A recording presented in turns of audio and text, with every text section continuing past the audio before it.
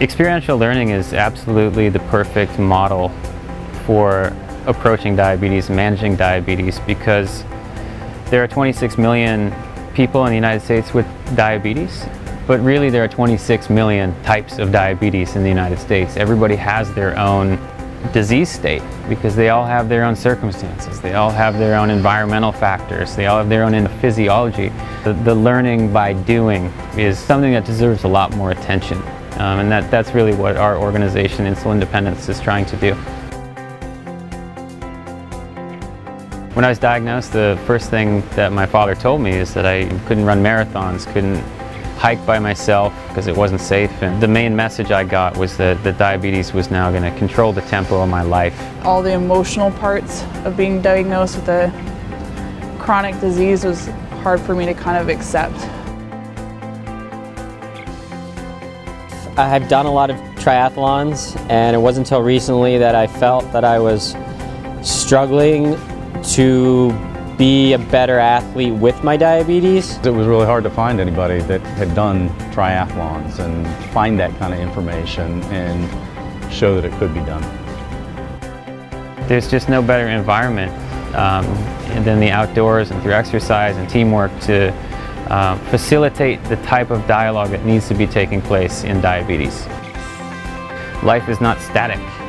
Life is very dynamic, and there are curveballs, and unless you have experience confronting challenges you hadn't seen coming, you're not equipped to manage your diabetes. I didn't yet know that there were some limitations in terms of what an individual can accomplish with diabetes. And that limitation only exists if you haven't yet surrounded yourself with other people who are living with the disease and other people who have either experienced challenges that you're up against or are willing to join you in uncharted waters.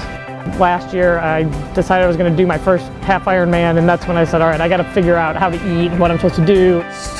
Thought I'd search the internet and see what I can find with triathlons and people with diabetes. And when you do that, Triabetes comes up, which is one of the clubs of Insulindependence. And I always thought that I could never do a triathlon, that's beyond my scope. I'm just not athletic at all, and I think I just set out to set a goal and see if I could reach it and see if it was something that was even possible for me.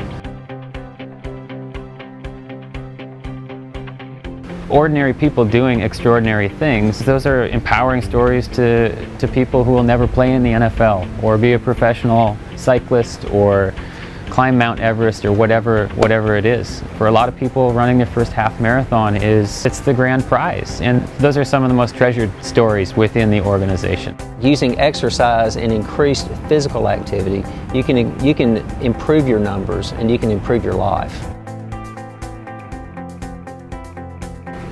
The most important arrow in your quiver when you're fighting this battle day in and day out is that emotional support and that self-confidence and self-awareness and you can do it attitude.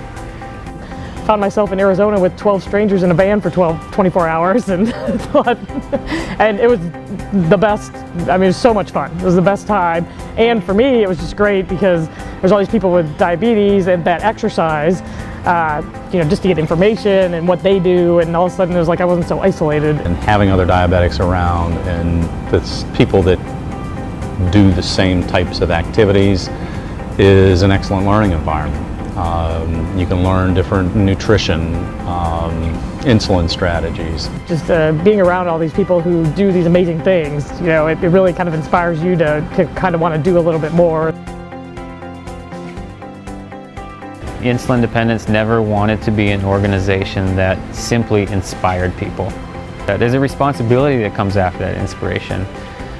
What happens to your audience that's been inspired? Do they have the tools that they need to follow in your footsteps? If you're going to grow an organization and continue to get people involved and grow a movement and hopefully a revolution, are those people who've been empowered and educated, are they going to stay involved and do the same for the next group of people who come through? Our mission is to inspire people with diabetes to set personal fitness goals, to educate them on adaptive diabetes management strategies through hands-on experience, and equip them to explore their individual capacities. I think it's so important to know other people with diabetes who are out there being active.